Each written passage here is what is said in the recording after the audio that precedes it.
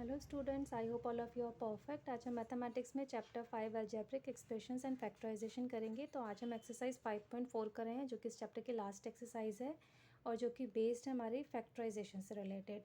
तो चलिए स्टार्ट करते हैं। क्वेश्चन नंबर 1 है फैक्टराइज। सिंपल सी एक्सरसाइज है, सिंपल से क्वेश्चन है। तो ए पार्ट है ए एक्स स्क्वायर वाई स्क्वायर, यानी कि हमें इसके फैक्टर करना है। तो 8 को हम एलसीएम निकाल के देख सकते हैं। अगर आप डायरेक्ट नहीं कर सकते तो एलसीएम निकाल लीजिए। तो 2 इंटू 2 इंटू 2 एक्स स्क्वायर है, यानी कि इंटू एक्स, वाई स्क्वायर यानी कि इंटू वाई। तो ये हो गए इसके फैक्टर्स। फिर है B -13 P square M square Q -13 into P square यानी कि P into P, M square यानी कि एम इंटू एम, क्यू यानी कि क्यू इंटू क्यू। तो ये हो गए इसके फैक्टर्स। नेक्स्ट क्वेश्चन है question number 2। Find the common factors of the following monomials. हमारे पास मोनोमियल्स गिवन है जिसमें हमें कॉमन फैक्टर्स निकालने हैं। कॉमन फैक्टर्स यानी कि उन दोनों मोनोमियल्स से वो पर्टिकुलर फैक्टर से अगर हम डिवाइड करें तो हमारा डिवाइड हो जाए। तो ए पार्ट है 3 पी क्यू, फिर 21 पी स्क्वायर क्यू। तो कॉमन फैक्टर 3 के टेबल में 3 × 1 = 3 होता है, 21 भी होता है। तो एक तो हमारा कॉन्स्टेंट में हो गया 3 पी स्क्वायर। तो पी यानी कि जो हमारी सबसे कम पावर होती है वो हम कॉमन लेंगे। क्यू है क्यू हो गया। तो यानी कि कॉमन फैक्टर हो गया 3 पी क्यू। नेक्स्ट है B part 18 Q X cube Y square Z⁴। Second monomial है 24 एक्स वाई स्क्वायर Z²। तो 18 हमारा 18 और 24 6 के टेबल में आता है। 6 3 × 18, 6 4 × 24। तो यानी कि एक तो कॉमन फैक्टर आ गया हमारा 6। x³ है और ये x है, यानी कि x आ गया। y² है, y² ले लेंगे। Z⁴ है, Z², तो Z² आ जाएगा। तो कॉमन फैक्टर हो गया 6x y² Z²। नेक्स्ट है C part 15a² b³, 25b³ a, 45ab²। तो 5 के टेबल में तीनों ही आते हैं, तो एक कॉमन फैक्टर हो गया 5। a² है, a है और a है, तो a ले लेंगे। b³ और b², तो b² आ जाएगा। तो कॉमन फैक्टर हो गया 5ab²। नेक्स्ट है D 6ax² b, 48a² x b², 54ax b। तो 6 के टेबल में हमारा 6 भी आता है, 48 भी आता है, 54 भी आता है। तो कॉमन फैक्टर हमारे पास हो गया 6a² a ले लेंगे। x² है, x और x ले लेंगे। b² b, तो b कॉमन आ जाएगा। तो कॉमन फैक्टर हो गया 6ax b, यानी कि जो भी हमारा लोवेस्ट वेरिएबल की तो हम लोवेस्ट पावर्स देखेंगे, वो हमारा कॉमन हो गया। और जो हमारे डिजिट्स होती हैं उसमें हमारा जो डिवाइड होगा, सेम नंबर अगर आपके पास 3 मोनोमियल्स है तो तीनों डिवाइड होना चाहिए, वो हम ले लेंगे as a common factor. Next है question number 3। Find the common factors of the following expression. इसमें भी हमें कॉमन फैक्टर्स निकालने हैं, बट यहाँ पर हमें एक्सप्रेशन गिवन है। सेकंड क्वेश्चन है मोनोमियल था, यहाँ पे एक्सप्रेशन है। सेम वही कंसेप्ट है, जो हमारा नंबर है, डिजिट जो हमारी है यहाँ पे, तो हमें वो नंबर लेना है जो सब डिजिट्स को डिवाइड करे। जैसे यहाँ पे हमारे पास 3 टर्म है, तो तीनों से डिविजिबल होना चाहिए। और जो वेरिएबल्स है उसमें लोएस्ट पावर वाली वेरिएबल हमें कॉमन फैक्टर के तौर पे लेनी होती है। तो कॉमन फैक्टर हो जाएगा 5 के टेबल में 5 भी आता है, 25 भी आता है, 25 यानी कि 5 हो गया।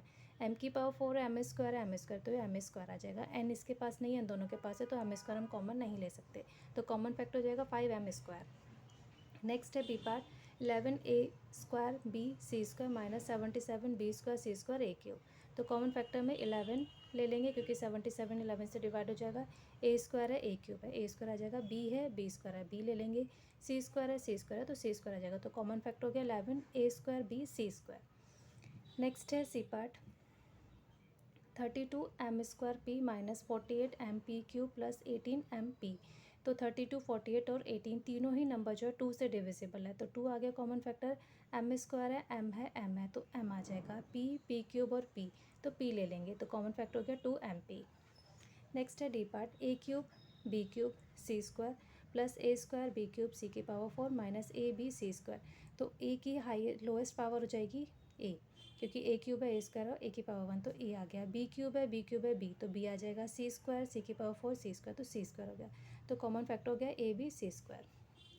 नेक्स्ट है question number 4। Factorize the following. A part है 2a × 4x - 1 plus 5 × 4x - 1। Factorise करना है, तो अगर हम इसे ध्यान से देखें तो दोनों टर्म में हमारे पास 4x - 1 कॉमन है। तो जो भी चीज़ हम कॉमन लेते हैं उसको हमें जो है डिवाइड करना होता है इंडिविजुअल टर्म से। तो 2a × 4x - 1 को डिवाइड करेंगे 4x - 1 से, तो ये कैंसिल हो जाएगा, बचेगा 2a।